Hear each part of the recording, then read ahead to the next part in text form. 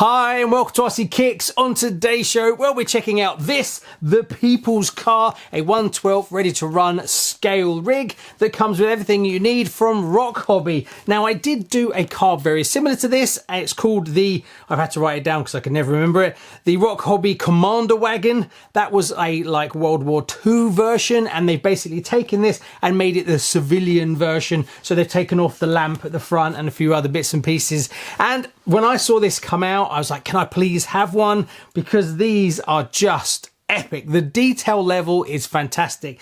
If you love your scale ready to run RCs, or you just want to take a base and then scale it up from there, painting it up, adding more details, these are just epic. And if you shop around, you can get a bit of a deal. Now this one, I had a look today, and you're looking at about $190, which is about £153.60. Obviously, you've got shipping on top of that. And it's a full ready to run, comes with all your electronics and everything. But what blows me away by these, they just get so much detail. Hard body, doors open, boot opens, there's an engine, there's a fan belt that goes, there's a spare wheel in the front. So if you want to really take your kind of RC / model and go even better with it and add more detail, take it off, paint it, could make a really good Herbie, couldn't it, this one? So it's for that kind of person. Anyway, that's enough waffling. Let's open it up, take a look and see what you get for your money. Just before we dive into this beautiful RC, if I could just ask you to take 2 seconds, if you've watched the videos and you've watched a few and you enjoy it, to hit that subscribe button. 58.6% of you that watch the channel aren't even subscribed. It costs you absolutely nothing. And being that we're such a small RC channel, every new subscriber really helps the algorithm find our content and push it out to more RC fans like you. Right, grab that 6S battery, plug it into that 3S ESC, let that magic smoke out, and take a good whiff. So it comes in a brown box. Once you open it up, you get this box. Basically, it's a sleeve. On the back, you get some specifications, as well as a few different languages about it. Obviously, FMS own ROCHOBBY. Then you get the sleeve, you take the sleeve off, and you're presented to, and I'm happy to say, their lovely, oh, where's that going?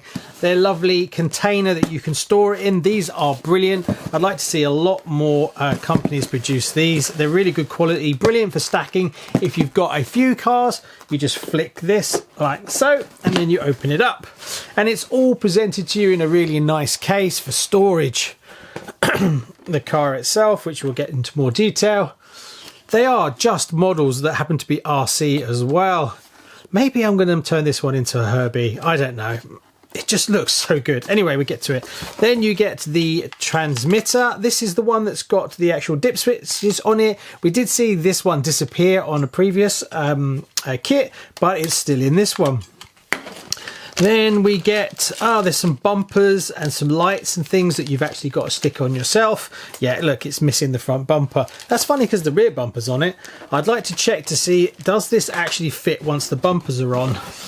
Yeah, one thing I found with these is you want these boxes to store your car, but sometimes when you fit the extra bits and pieces, it no longer actually goes into the box, and that can be a real problem. But it looks like once you put the front bumper on, it will still slide in. But I'm not sure why it's not actually on here. So I laid out everything you get. You actually get a few number plate different versions, which is strange. And also there's a little tiny horn that goes behind it, which you can see here. Then you get a full manual, nothing special there. Same as what you've seen in a lot of other RocHobbies. Then you get a little tiny Allen wrench, your USB charger, and that's pretty much it. The battery you get is the standard one that we've seen in quite a few of these, 7.4 volts. These last forever in these little things, as they're not super fast, they are more scale. One thing on this one that was slightly different is you had lots of window covers protecting the plastics, which is something I haven't seen on other ones. So to put the front bumper on, you've actually got to take this plate off. So you're going to need to have a small Phillips screwdriver to remove the 4 screws. Whoops. Then all you do is you take that and it slots in here. There's little tiny parts to it. See the little tooth bit? That goes up into that section there. I've got to knock it all out now. And then you've got this little tiny horn that fits in there as well, and then you just put the plate back on. So there you go, that's the front bumper on. Still don't quite understand why it wasn't fitted in the first place as the rear one was, but it's a 2-second job just to do. But you can actually spend some time putting some more detail, painting up the actual horn. And just looking at the amount of detail, it's crying out to do more to it. Like this, just open up the bonnet so you can, I can't do it, it's tight. Hold on, trying to do it one-handed. There we go. So if we open it up, there's your ESC combo all in one little tiny servo. You get a spare wheel which actually will fit on here. The detail on these is brilliant.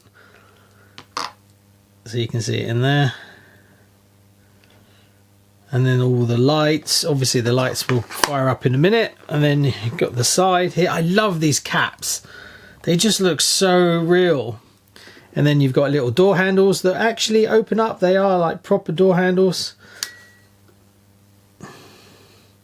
And then you've got your rubber seats, full dash. You know, you could actually light that up, would be excellent. I think the steering wheel turns as well. Just crazy levels of detail. And then round the back, you've got lights on the rear as well. Then you've got this, I think, is where you can put the most amount of effort in. They've given you the engine with the belt that turns, but if you paint this up, it will look absolutely stunning. And then the other side, again, still the same. You've got a full door that opens, and you can see into just the level of detail. Look, pedals, gears, the floor is all looks correct. You know, it's just beautiful.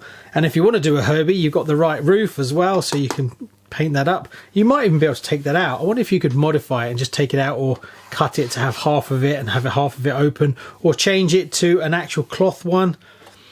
On the underside, again, still loads of detail. Look at that front suspension. It's metal gears all round, is 4-wheel drive. In the rear, you've actually got, these are portal axles. And then you've got the bottom of the engine, which you could paint up, and you can see where the belt turns. And you've got metal drive shafts. It's like swing arm. But it's just gorgeous. And the suspension is soft like a real car. So it actually has got some articulation in it, which is really, really nice.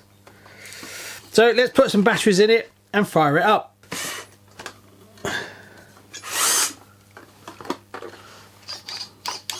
So yeah, the actual the steering wheel does actually turn. So you've got a 2-speed transmission, which you have here, so you can have high and low. 4-wheel drive, obviously, and if you want to turn the lights on and things like that, you've got channel 4, which is what you've got here. Oops, sorry, it's a bit close. You've got channel 4, and then you press that, and it will actually turn the lights on for you.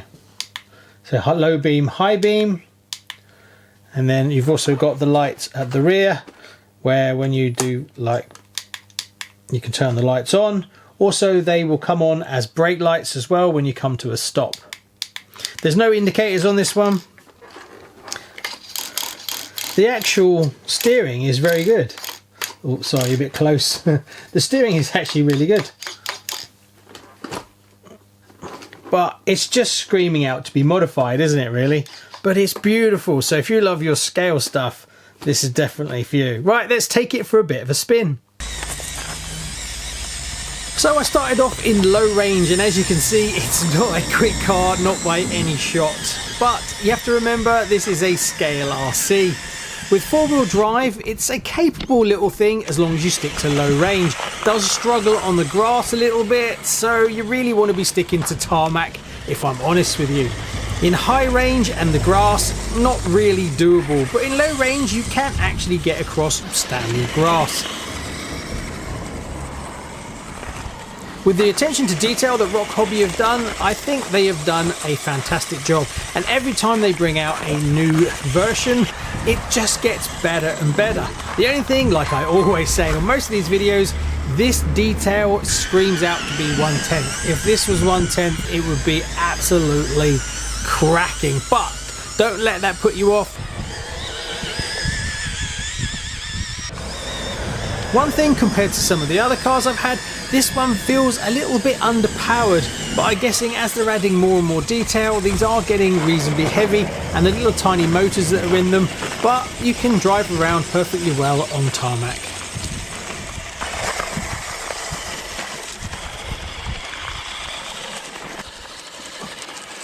So the big question is, can I recommend this? Well, the quality is excellent. I love the attention to detail. This one is definitely for the scale, real world kind of RC collectors, who also the modelers out there. If you do a lot of model builds, this might be a way to get into doing a very high detailed model for not crazy money.